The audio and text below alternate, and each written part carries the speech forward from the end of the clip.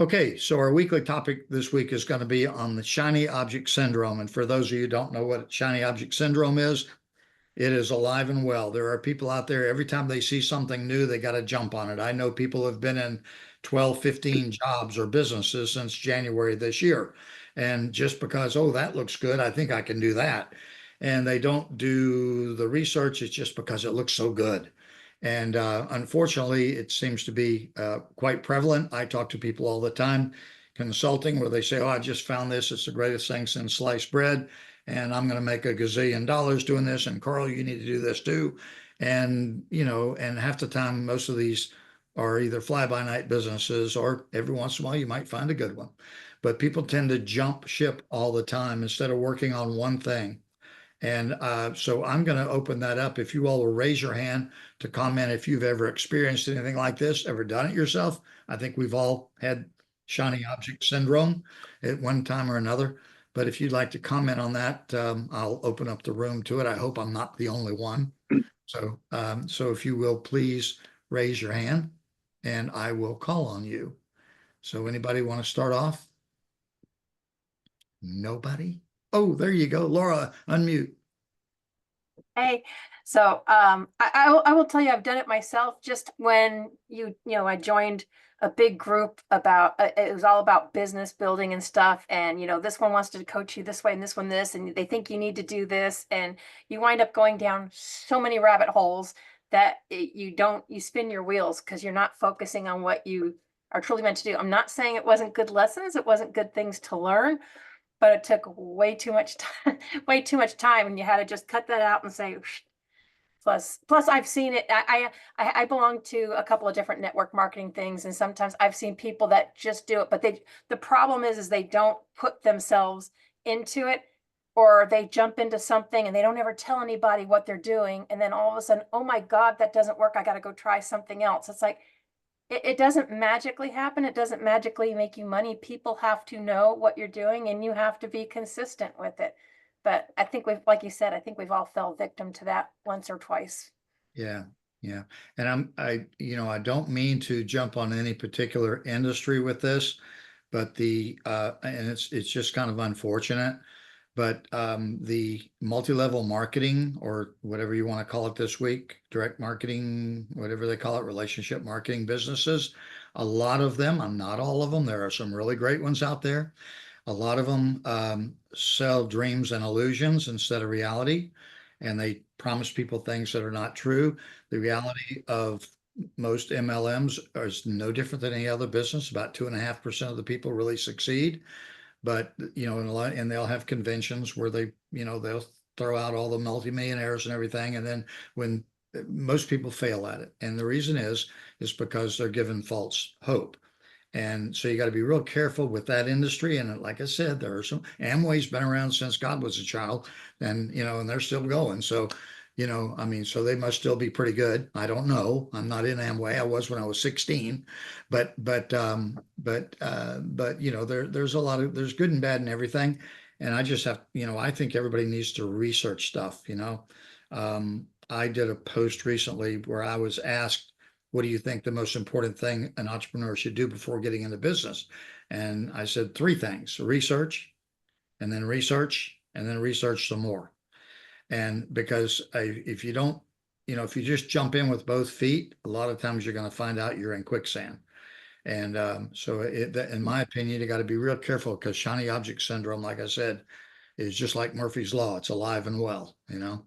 So, do we have any other comments on this? I think it's a topic that most all of us have probably done before, but if we don't have anything else, it's going to be a short conversation today, which is fine too. Okay, Joel. So you touched some nerves, at least at least for me listening to you. And I've been entrepreneur throughout all my life. I never had a job in my life.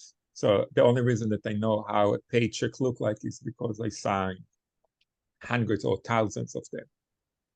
And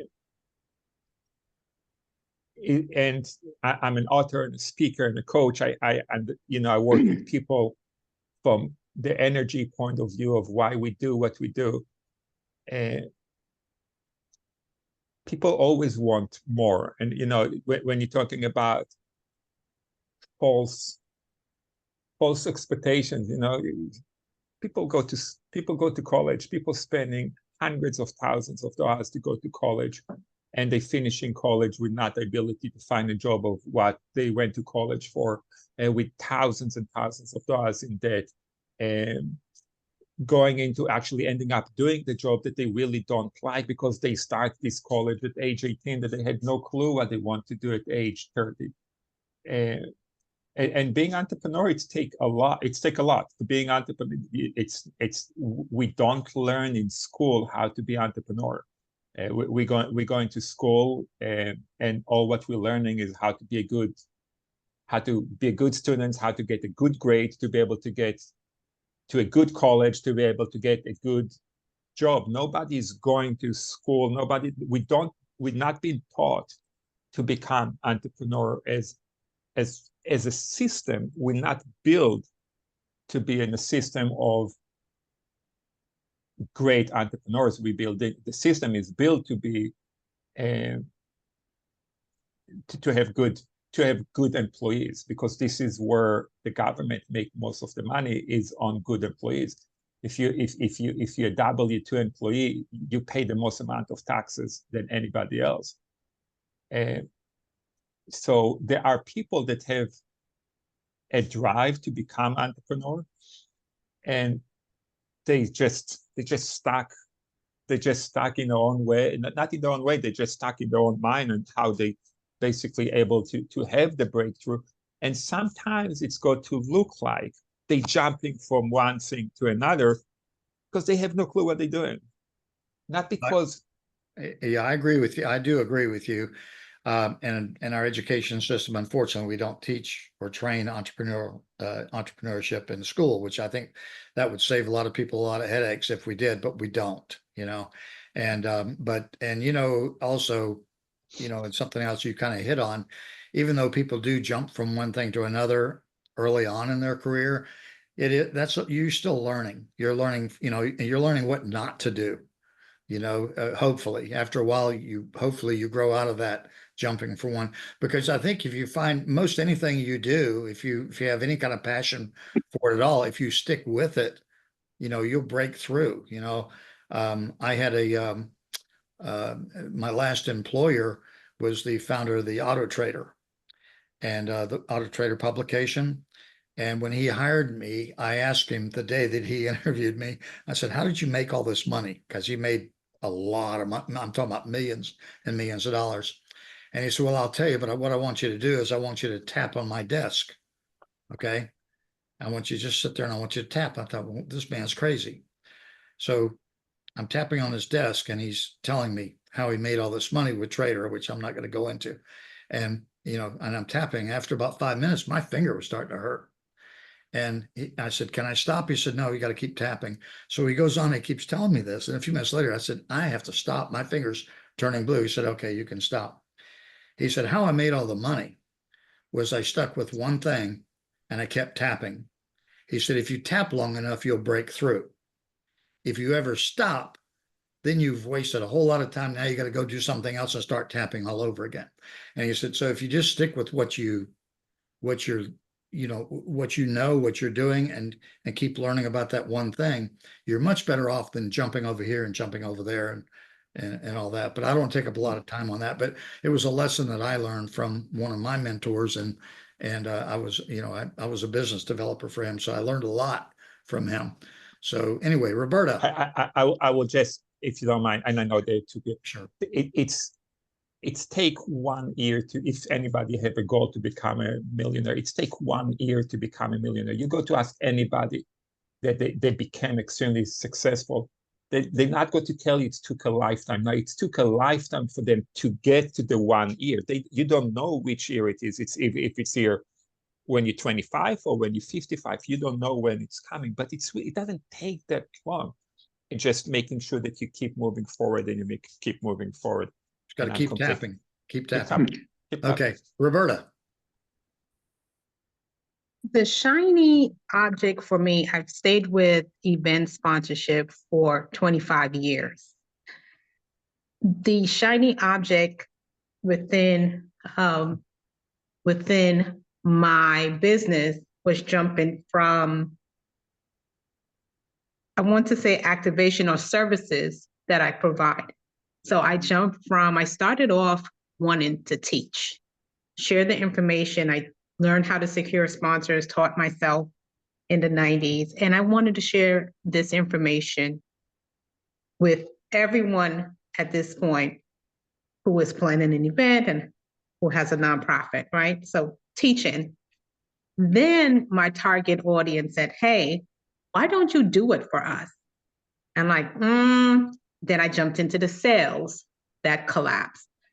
Then I jumped into coaching, and people started with me and didn't finish the task. So I was turned off. Then I jumped into consultant, and I just kept jumping from one service to the next. And I've done this for 25 years. So that's my shiny syndrome. And I don't know, I keep tapping, but I'm not sure if it's the same thing or the same effect as if you were tapping in one place versus moving your finger and tapping in another area, would you get the same type of results? So I'm still confused about that, but I stayed with one industry and moved around when it came to the services.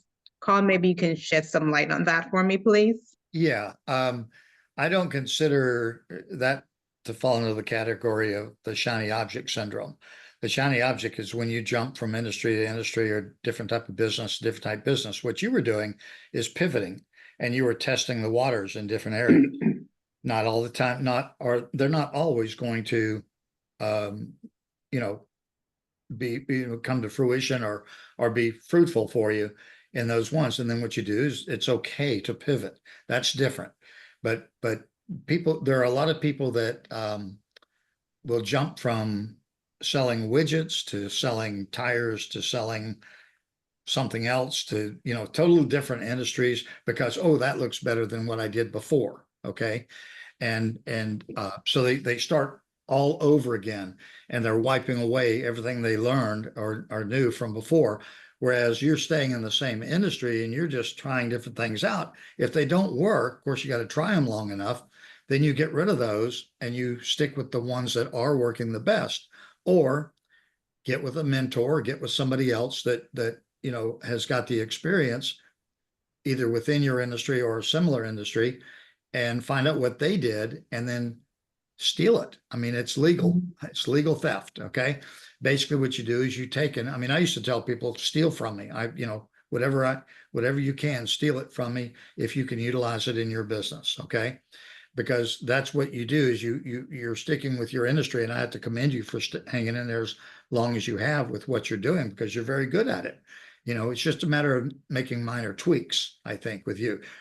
Roberta and I are working together a little bit. So I know Roberta quite well, and she's very good at what she does. And so you need to find out, number one, you got to want to do it. Don't do things you don't want to do, because you won't do those well. But once you find the part that you enjoy the most, work on that. Don't let anybody tell you that won't work. Just keep tapping. It'll happen. Okay. You'll break through. It's going to hurt, but it'll happen. And when it breaks through, then it'll be like, ta-da, So that's my viewpoint on it anyway. Chris. I'm hearing so much good stuff that I just had to add a couple things. Sure. Our founder of Relive International, he calls multi-level marketing of Relive. He said it's more of a personal growth business. It's, yes, we sell products and stuff that help people, but it's a personal growth business. And you have to have the skin of a rhinoceros to keep with it. Some of the top people have said, once they've made it after many, many, many years, yes, they're an overnight success after they've been in it a very, very long time.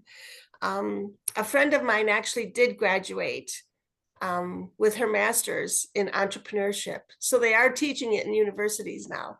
And I have another friend in another state who teaches it as a professor at his college. So they are teaching entrepreneurship now at universities.